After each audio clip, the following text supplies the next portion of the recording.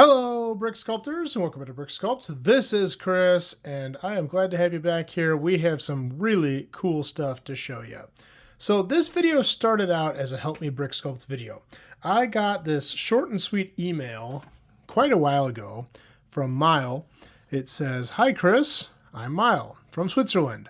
I want to build a Swiss mountain diorama. Can you please help me with trees from the Alps, like the Pinus Sembra." Careful with that one. Many thanks, Mile. Short and sweet, to the point. Normally, and Help Me Brick Sculpt, I want a little bit more. I want something you've already worked on, and I can kind of elaborate on it and build off it and solve a very specific problem. But Mile must know that I have a obsession with building Lego trees. It's probably my favorite thing to build out of Lego, so I couldn't resist. Let's dive into some Swiss trees. Now, in doing this, it started as a Help Me Brick Sculpt, and then when looking at the trees I selected, this quickly turned into like the ultimate guide to conifers. I did a quick Google search, and Google came back with 4 very common trees found in the Swiss Alps, all of which are conifers. Our list goes like this. We have the Norway spruce, also known as the European spruce. We have the Swiss stone pine, which has many nicknames: Swiss pine, Arolla pine, Austrian stone pine, the stone pine, and this is the one that Mile referred to, the Pinus Sembra.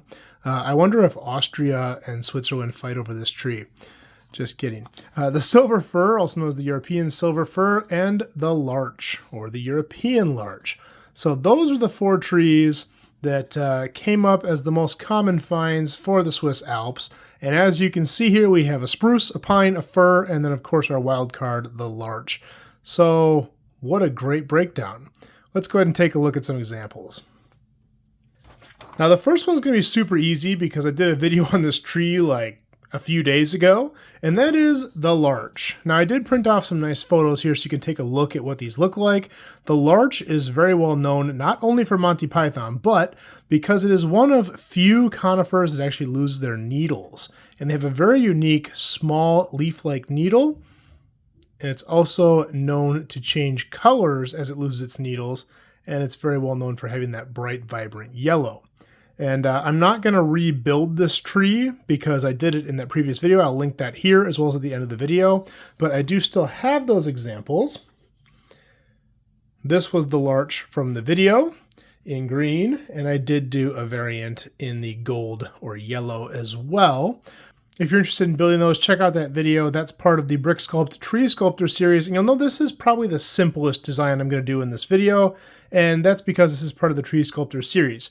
The Tree Sculptor series is designed to make trees that are easy to build, don't require a lot of parts, so that they're more accessible to more people.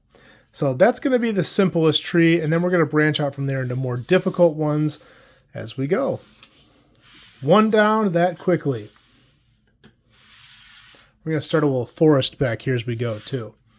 Next up, we're going to cover the Norway spruce. And the Norway spruce has a very familiar shape.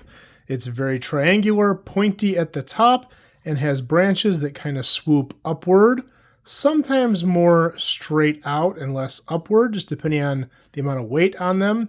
But very familiar shape, and this falls very nicely into what I have designed as the Ultimate Pine Tree 3.0.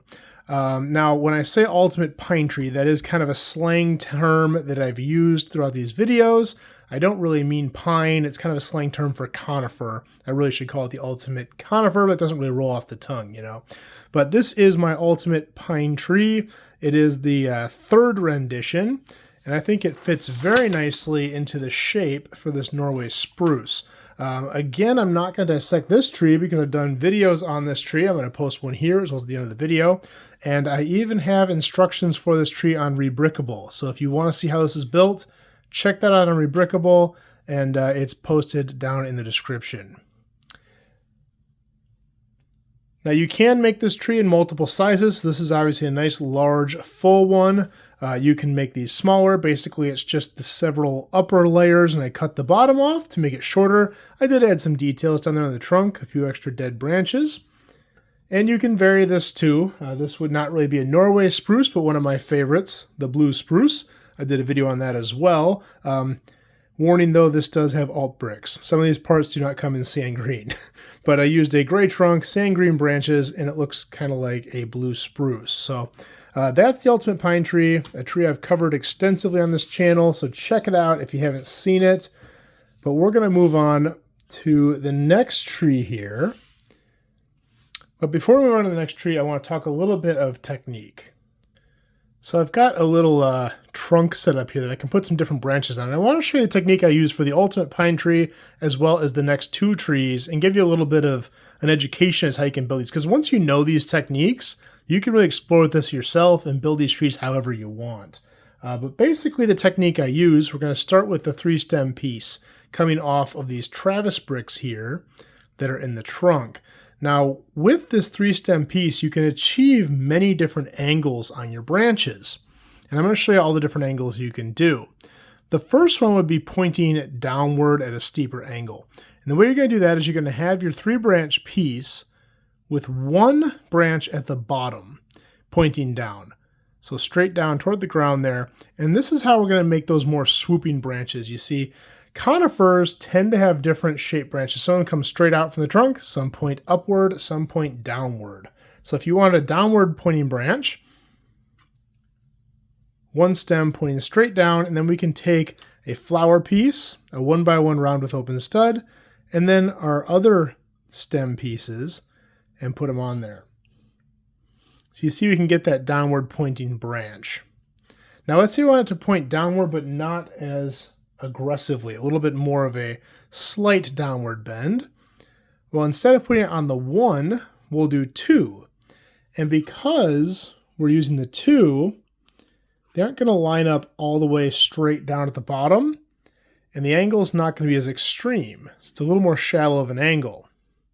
Now, it's also not uncommon for me when I build trees is to have branches at the bottom angle either upward or downward, and let's get to toward the top. The layers become a little more complicated because they're getting closer and closer to the trunk, so they'll just start to be straight. But to give the tree a little more personality, you can use these techniques throughout the layers to give you different angles on your branches. In the middle here, we're going to do straight out from the trunk. Now, of course, we can just take one of these and just plug it into the Travis brick here. But if you want to add a little bit more length without adding a ton of stem pieces, the technique I like to use is to take a candlestick and just use a candlestick to extend it and get it sticking straight out. But obviously, as you go up the layers, you're going to get closer and closer to the trunk and have them sticking straight out at some point. And then we can do the opposite with the upward sloping branches. So here we can have the 2 branches pointing up, which makes it not as extreme of an angle, just a slight upward. Or if you want a really steep angle, just 1 and have it pointing straight up. So there you can see 4 different angles you can achieve with the same parts, basically. And of course, if you want these trees thicker, you can add more. You can put all of these together if you want and have it pointing in every direction. Or you can just pull off one, have 3 of them, 2 of them going down, 1 coming straight up to make a more full tree.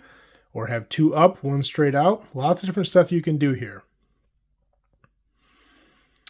And then, of course, you also can have these pointing upwards. So if your trunk ends, you can have this at the top pointing upward to get an even steeper angle. See that? But I will caution you, if you're going to start using the stems on top of the trunk, it's a little difficult. It is possible to transition back to the Travis brick. So once you kind of start doing this, you're probably just going to stack stems more so than use the Travis bricks at that point. Hopefully that's helpful for you. And once you get these techniques down, it's really easy to design really whatever kind of tree you want in this style. So our next tree is the Swiss stone pine, or the Pinus sembra, which was the tree that Mile specifically mentioned. And this tree is quite similar to our Norway spruce. Let me pull that picture out again. Quite similar, but a couple different characteristics. You can see the branches point pretty sharply upward on most of these.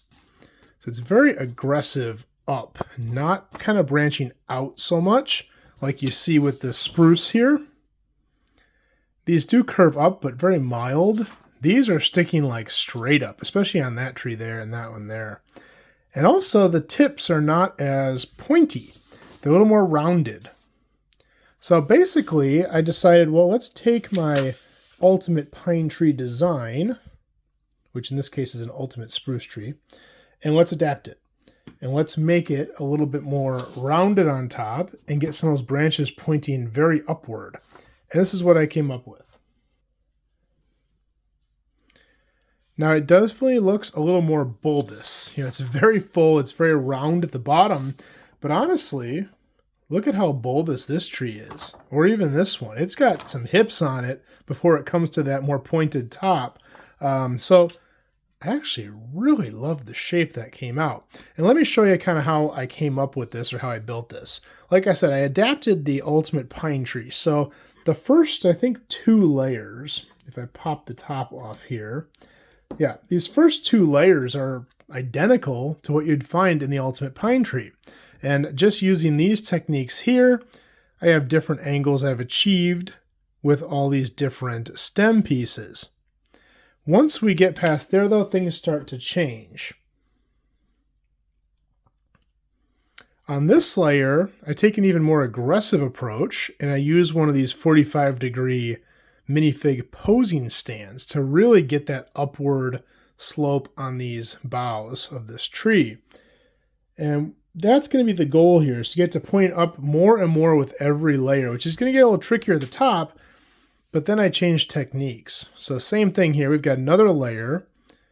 I changed the positioning of the branches a little bit, but same 45-degree bend right there to get an even more upward pointing layer. And you see we're kind of making like almost like a cone shape down in there. And one more layer.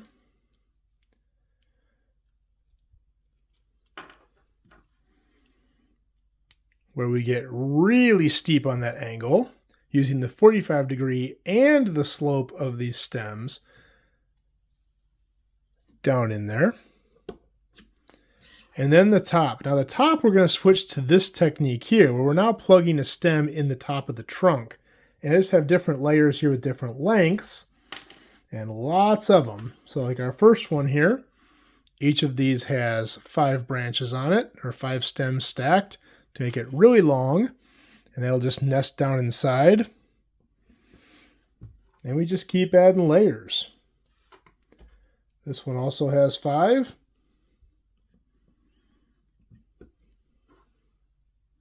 I did put a blank one there just to give a little bit of space in between these. I have a layer with 4 on each, another layer with 4, and then we go to 3, and then 2, and then 1, and then none. Our very top of the tree is just a candlestick with a couple of branches on it right stuck in the top. So we just kind of make this little bouquet of boughs, stick it down in the middle there, and that makes for the top of our tree. And I think it turned out fantastic. I love the rounded top, because although this does look really great for a lot of trees, many trees aren't that pointy. You know, things happen. Trees vary so much. It's why they're very subject to opinion as what they should look like, because you can look at a million different pines or a million different spruces or a million different firs. You're going to see a lot of different shapes. And I should also say, maybe you want to make larch trees, but you don't like that design. You can adapt this style to look like a larch. I just like this because it's simple, and because these leaves, to me, more give the idea of a very fine needle, where this gives a very kind of chunky, heavier needle. But that's just me. You know, everyone has a different opinion on how these should look, and I've seen a million different pines and spruces or different evergreens out there, and you know, everyone kind of has their own adaptation to it. None of them are right or wrong. Just has to do with whatever you're trying to make and whatever you like it to look like.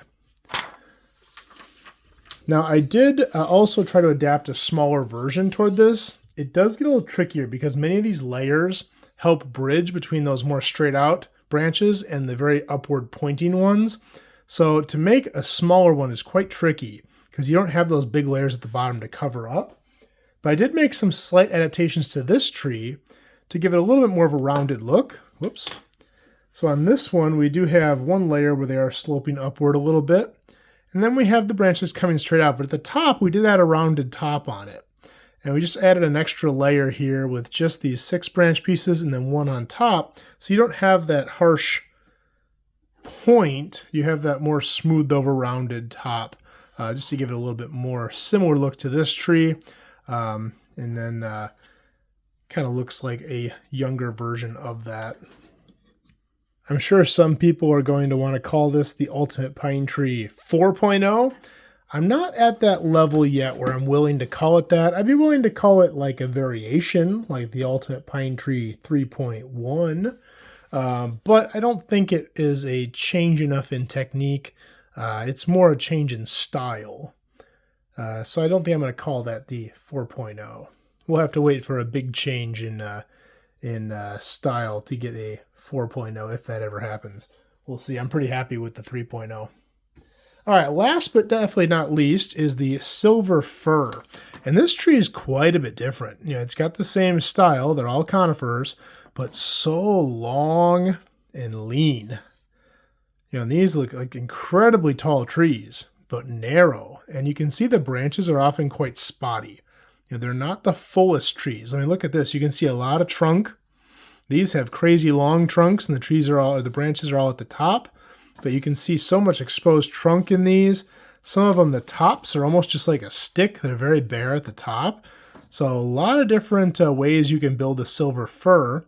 I'm going to use the same technique as I used in these ones, but we need to stretch this tree out. We need to make it taller, longer, and thinner. Less branches, or at least less branches, or the same amount of branches, but over a longer period of time with a taller trunk.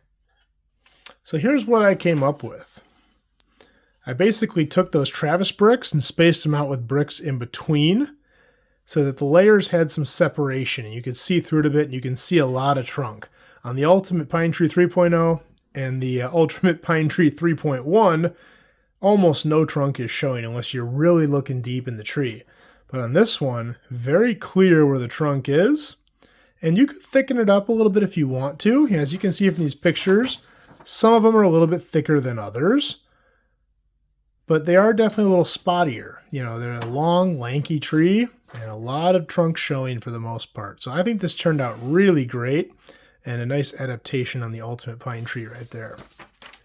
This tree is also a lot of fun to vary in size. So I basically made 3 different sizes. I've got some short ones, or shorter. They're still taller than the other ones. I also decided to try a really tall one, like this one here. Doesn't even hardly fit in frame. And you see I still left those spotty patches. I gave it a little thicker top, a little thicker bottom. But I think those are going to look great. I'm actually thinking I'm going to include these fir trees in my city. I am building a more mountainous type area, or not really mountainous, but getting into a little bit of rock work. And we're over where the Bigfoot cave is. And I need some better trees over there. So I'm thinking I'm going to put these up there. You know, something you'd see with a little bit more rocky terrain maybe. Well, what do you think? We got a lot of different trees here. Hopefully these ideas help you out, Mile. If you have any questions, please feel free to leave them below. I'll do my best to answer them. If you like this video, please like and subscribe. I'll do more just like this in the future. And if you have an issue you need help with, please feel free to send me an email, bricksculpt.chris@gmail.com. Send me an idea of what you're working on, and I'll see if I can help. If I think it's going to be something that's relevant to others, I'll make a video on it. Well, that's all I have for this time, and we will see you next time.